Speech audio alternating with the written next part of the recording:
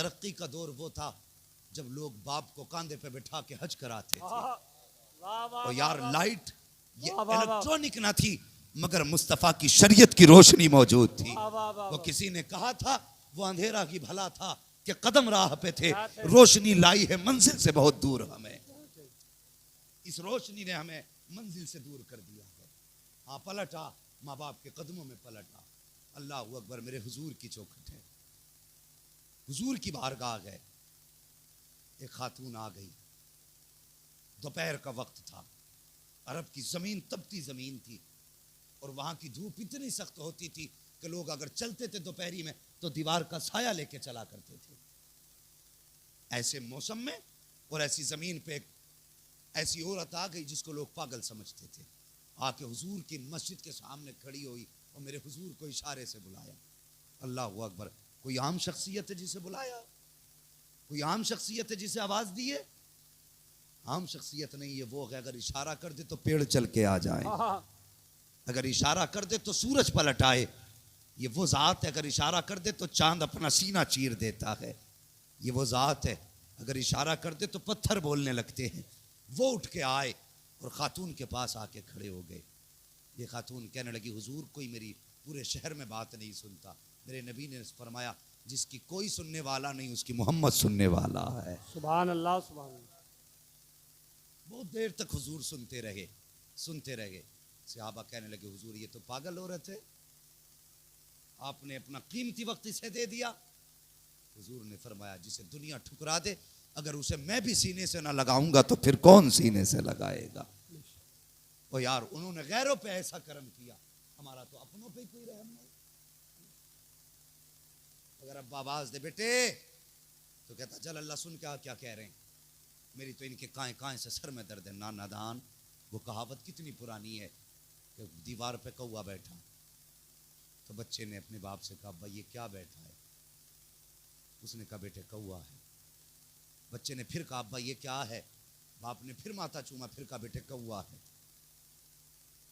बेटे ने फिर कहा, भाई ये क्या बैठा है? उसने फिर कहा, बेटे ये कौवा है। जितनी बार बेटा पूछता बाप उतनी बार बेटे के माथा चूम के जवाब देता। बेटे ने 40 बार पूछा था, बेटे ये क्या है? बाप ने 40 बार माथा चूम के कहा था, ये कौवा है। बाप को गुस्सा आया? आया गुस्सा बाप को? नहीं। और यार बाप को तो इतनी खुशी बहुत थी कि मेरा बेटा बोलने लग गया है। यही सोच के वो खुश था कि मेरे बेटे की जबान से जुमले साफ निकलने लगे। फिर जब बच्चा जवान हुआ, बाप बूढ़ा हुआ, दीवार वही, बात वही, कौवा बदला था। उसने फिर कहा, बेटे, अब उसने बच्चे से कहा, बेटे मेरी नजर कमजोर हो गई है, मुझे बताना ये दीवार पे क्या बैठा है? उसने एक बार कह दिया, कौवा है। उसने कहा, बेटे क्या बैठा है? कौवा। कहा, बेटे मुझे आवाज ऊंची आती है, जरा जोर से कह। तो उसने कहा, जब ऊंचा सुनते हो तो पूछने की जरूरत ही क्या है? उसने फिर कह दिया, बेटे ये बैठा क्या है? उसने कहा, काएं काएं ना करो, तुमने 3 बार पूछा, मैंने बता दिया कौवा बैठा है। बाप की आंख में आंसू आ गए। कहने लगा, बेटे कल भी तू था, आज भी तू है, कल मैं था, आज भी मैं हूं। तूने 40 बार मुझसे कहा था ये क्या है? बेटे मैंने तेरा माथा चूम के कहा था कौवा बैठा है, आज 3 बार में तू थक गया। अल्लाह अकबर। यार ये बाप होता है, ये बाप होता है। कौन सा एहसान अदा करोगे इसका? यही कि इसे कब्रिस्तान तक पहुंचाओगे? और तुमसे तो इतनी भी उम्मीद नहीं की जा सकती कि तुम अपने बाप की जनाजे की नमाज पढ़ लोगे। यह भी उम्मीद तुमसे नहीं, इसलिए कि अक्सर जनाजे पढ़ाते हैं हम। हजरत बेटा पैंट में पेशाब लेके दूर खड़े होके कहता, पढ़ाओ मौलाना नमाज। तो इतना गया गुजरा है और पढ़ाने की औकात न थी, कम से कम पढ़ने के लायक तो हो जाता। तो कितना कम नसीब है कि बाप के जनाजा पढ़ाने की बजाय पढ़ भी ना सका।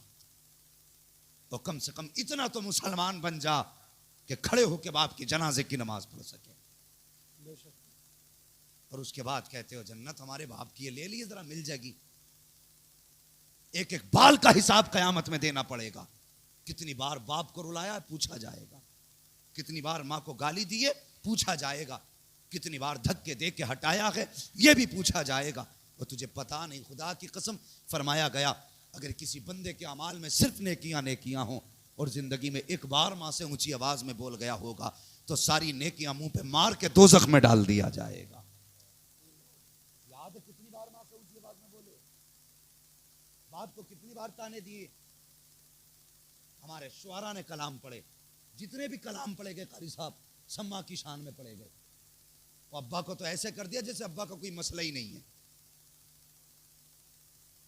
हाँ, बंटवारे हों कभी देखना सब माँ को लिपटेंगे, अब्बा का कोई हाथ पकड़ने तैयार नहीं।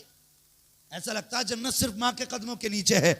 जरा सोच के बता, माँ के कदमों के नीचे, बोले माँ के कदमों के नीचे, माँ के कदमों के नीचे, जिसके कदमों के नीचे जन्नत है, इसकी जन्नत तेरे बाप के कदमों के नीचे है।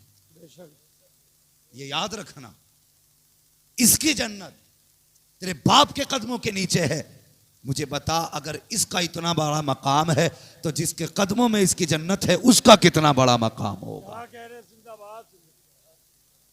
सोच लिया करो। अम्मा के 40 में कह, अम्मा की शान बयान कर दो। क्यों, अब्बा मर गए क्या? ना अभी अब्बा तो है। क्यों, अब्बा की सुन ले। नहीं, अम्मा नहीं है तो मर के क्या फायदा सुन के। जीते जी सुनता, ये पूछता, बताइए माँ की खिदमत कैसे करनी है। मेरी माँ मौजूद है, बाप को कैसे राज़ी करना है, मेरा बाप मौजूद है। खुदा की कसम ये उलमा बताते, जब रात को लेटे तो 2 मिनट पैर दबा दिया कर, सुबह को उठे तो बाप की खिदमत में चाय लेके जाया कर, दोपहर को खाना लेके जाया कर, कभी 1-2 वक्त का खाना बाप के साथ बैठ के खा लिया कर। जब ये उलमा बताते, खुदा की कसम तू ऐसा करता, तेरी दुनिया भी कामयाब हो जाती, तेरी आखिरत भी कामयाब हो जाती। लेकिन हमारी तो आदत खराब है, हम तो पूछते ही तब हैं जब अब्बा मर जाए। अब बयान करो अब्बा की फजीलत, अब फुर्सत में सुनूंगा। यही मतलब है ना। तो यार बाप की इज्जत कर लो, बाप की कदर कर लो। ये बूढ़े जो है ना, ये अल्लाह की नेमत है। इनकी खांसी से घर में रौनक है। और कभी बूढ़ों से मुंह ना मोड़ा करो। जिसकी कोई बात ना सुनता हो उसके दिल की बात सुनना भी मदीने वाले की सुन्नत है, हुजूर की सुन्नत है। आज माँ बाप हैं, सफ़ेद बाल हैं तो कदर कर लेना। मेरे हुजूर का बड़ा प्यारा फरमान है। हुजूर फरमाते हैं, जिसने मेरी उम्मत के सफ़ेद बालों वाले की इज्जत की, गोया उसने मदीने वाले मोहम्मद की इज्जत कर ली है। ये कौम बता देती है पीर का इतना बड़ा रुतबा है, ये जन्नत में लेके जाएगा। तो पीर आजा तो मुँह से उतारने तैयार, चूमने के चक्कर में कपड़े फाड़ देंगे। तो खुदा की कसम, इस पीर से बड़ा पीर तो तेरे घर में बैठा है। कभी उसकी भी दुआ ले।